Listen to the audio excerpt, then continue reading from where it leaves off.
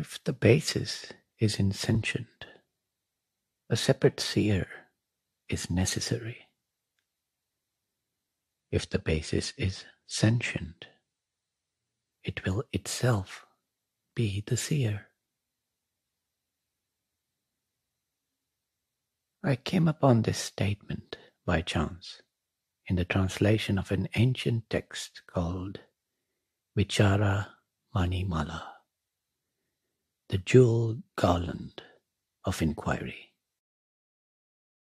It appears in a dialogue between a sage and a seeker, and this dialogue itself was handpicked from a much larger text by none other than Sri Ramana Maharshi, one of the most esteemed and well-known sages in recent history. The full import of this statement probably hasn't hit you yet, but it really offers a radical answer to what is called the hard problem of consciousness. The question of how and why there is any experience at all.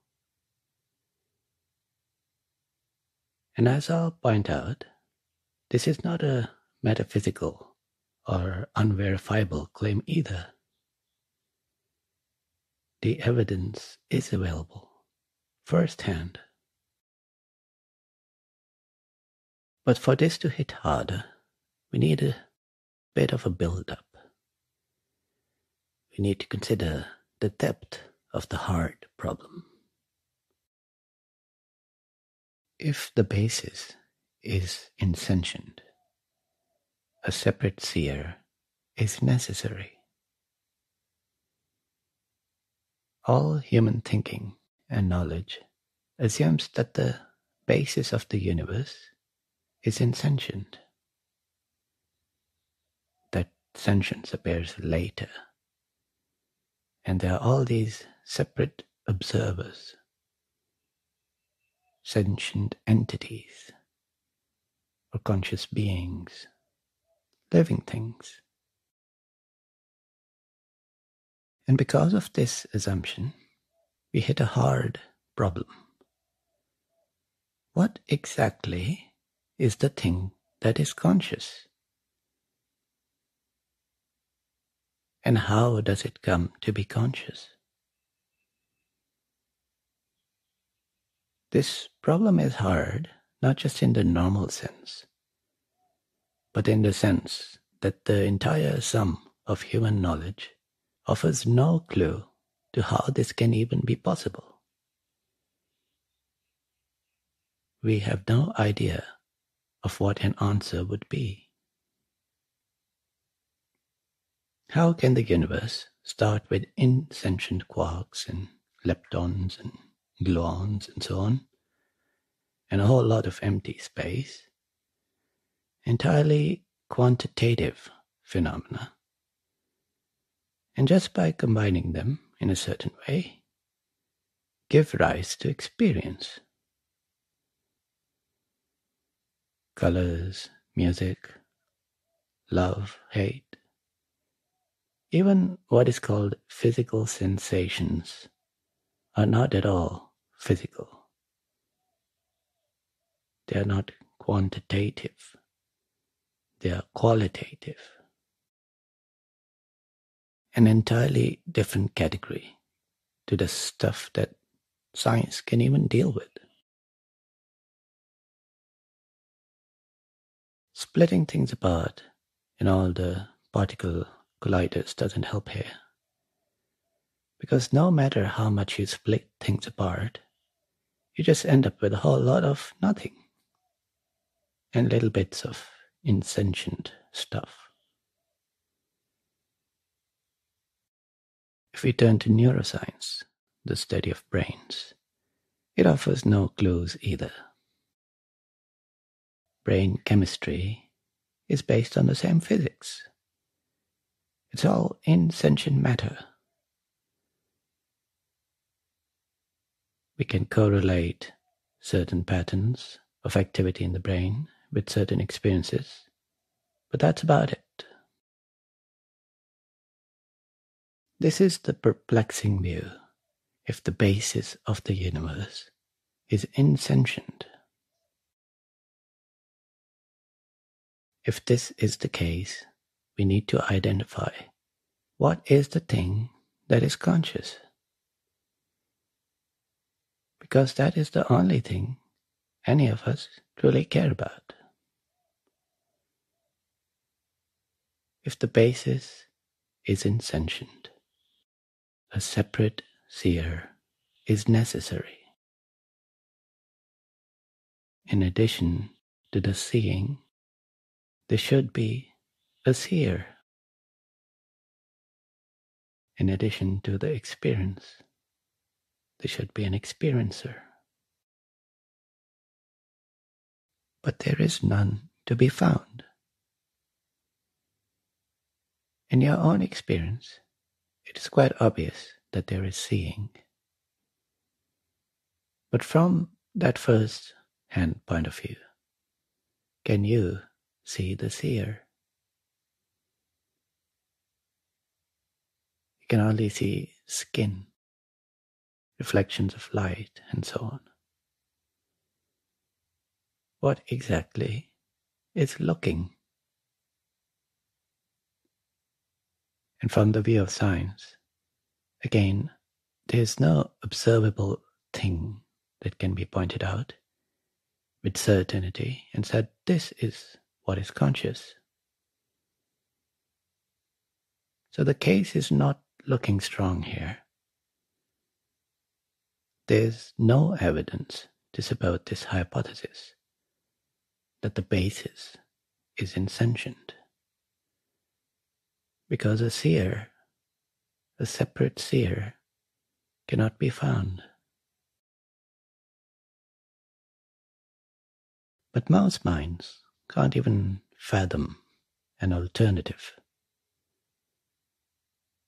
But here we are with this statement, presented with the wisdom of a true sage.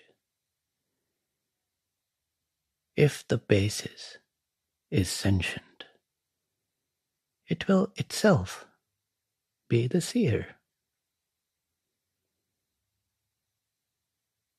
Now the intellect in you may jump up and say, this is an unprovable hypothesis. Wrong. It's not. Turn off the lights. Sit down and be quiet. Be still. Now notice the basis of all this. Whatever is happening, whatever is being known, what is the basis of it? The basis is the fact of being aware. Take away this quality of being aware, and this whole world is reduced to nothing. Might as well not exist. Without this quality of being aware, even if something did possibly exist, it would never be known, which is the same as being an unrealized possibility, just a probability. Take away this quality of being aware, and this whole world is reduced to nothing. Now, without the world, whatever is left standing, that is real. For the world to appear, reality must be present. For experience to arise, there must be this quality of being aware. So that is the basis. This quality of being aware is the basis. Now there's a quirk in the English language that to turn a quality into a noun, you just add 4 letters at the end. And you get things like happiness, stillness, consciousness. But these are not really things at all. What we're talking about is not a thing that can be possessed. It is the quality of being aware. Awareness. Awareness is aware. Sentience is sentient. There is no separate seer or experiencer required here, because the basis is sentient.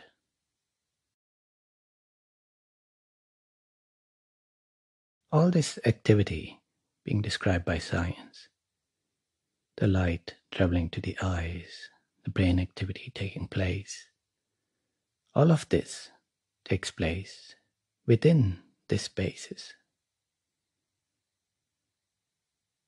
So of course, some of it may be experienced. Even in this one body, you don't experience everything taking place. Or even in the brain activity, only certain bits of it rises up to the surface of awareness.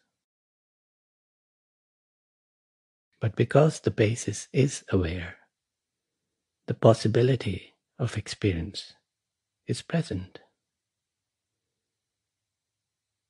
That is why there can be an experience to it.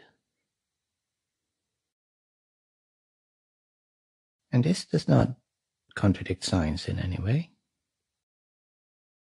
There is the process as it appears through instruments and their measurements. There is some quantitative aspects to it that can be described through maths. And then there's the experience that these processes can appear as. The first-hand perspective, the seeing, the hearing, all the sensing and feeling and knowing. And then there is the basis, what is fundamental and most real.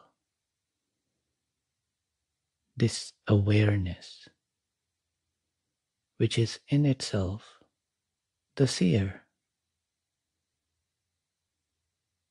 the knower, the experiencer. But even without the seeing and the knowing and the experiencing, the basis remains. So here, the hard problem is not hard and not a problem. It is resolved quite simply. If the basis is sentient, it will itself be the seer.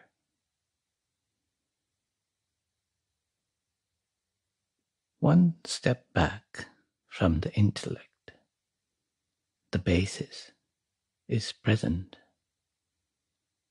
and quite obvious. It is you. The entire world before you is subjective. And you that are aware are the basis for this entire subjective world. You are not to be found in this world. Try as hard as you like. None of the answers that your instruments will provide you will be fulfilling, because you cannot be represented by an equation. You cannot be described in words. And even experiences can only paint hints of what you are. Nothing can fill you more than the clear knowledge of your own true quality, the quality of being aware. You are not in this world. You are its basis. And the basis of even one particular subjective world cannot be separate or different in any way to the basis of all worlds. Even if it is just this one subjective world that you're aware of right now, being its basis, you are neither an object in it, nor a separate subject of it.